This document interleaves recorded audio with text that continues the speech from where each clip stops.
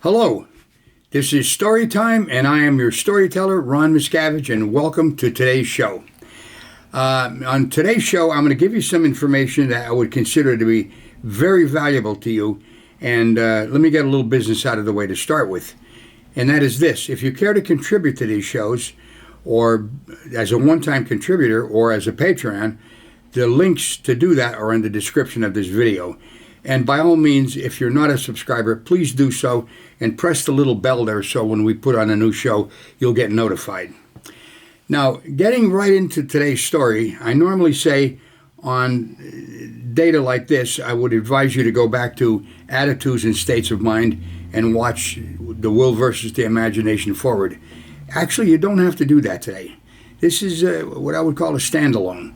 So without any further words, let's get into it. This takes place when I was in the Marine Corps stationed in Quantico, Virginia. Now, I went through boot camp, went through advanced combat training.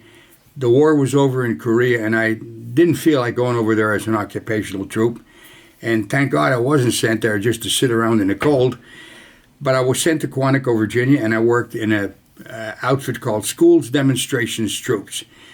We demonstrated problems of war to officers in training, and that's where they train United States officers, and the United States Marine officers, rather. So now, I got there, and I'm doing my job, but I really wanted to get in the band, because that was what I had love for, and I figured as long as I'm going to be there, let me see if I can get in the band. So I went down, and I tried to apply for it, but they told me their table of organizations was filled up, which means they had all the members that they could fit in the band at that moment. I still had this burning desire. That was all I could think of. I really wanted to do it. I even went there one time and I spoke to a friend of mine who was in the band from a place near my hometown in Pennsylvania, and he told me that, Ronnie, I'd love to have you come in, but I know that we're not hiring anybody right now. So I let it go at that. But then there came a time where they were holding a talent contest at the base auditorium. So I figured, okay, I'm going to get down because there's a first prize of $12.50. I can use that money to buy a train ticket to go and visit my girlfriend in Philadelphia, who later turned out to be my wife, by the way. So I went down the night of the talent contest, and I had nobody to accompany me.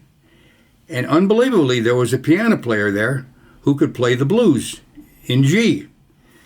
So I said, hey, do you want to play for me? He says, sure. So I played the blues in G, and I won first prize, which was completely to my surprise because they had a barbershop quartet there that was really superb. But whatever it was, I guess I appealed to the audience, and I won it. So I got the prize, and it actually wasn't $12.50. It was a $12.50 credit at the post exchange. I thought, oh my God. And so the next morning I get up, and I had Liberty that weekend, and I went to the PX, as we call the post exchange, and I talked the girl into giving me $12.50 and making it up on the cash register, which she did do. I bought a ticket, got in the train, and went to Philadelphia. Had a nice time. Okay, Monday morning, I'm back at work. I'm sitting at my desk, and in comes the battalion adjutant. And he said, you traitor, you lousy traitor, you had this planned. I said, sir, I don't know what you're talking about. What do you mean I had what planned? You knew that this was going to happen. You knew this. And I said, please, sir, tell me what you're talking about. He said, at the talent contest last Friday that you won, the base commandant was there, and he has ordered you into the band immediately. I couldn't believe it, but I believed it. I ended up in the band. I walked out of the office, went down, and I says, I'm reporting for duty, sir. And Warrant Officer Schuld said, come on, Miscavige. They always call you by your last name. And I was in the Marine band. Now, the point I want to make is this. All I had going for me was a burning desire to be in the band, and that's all I could think about. And it had my focus, my attention, just about 24 hours a day. Think of the odds of that happening. The table of organization was filled up. They couldn't fit any more people in it.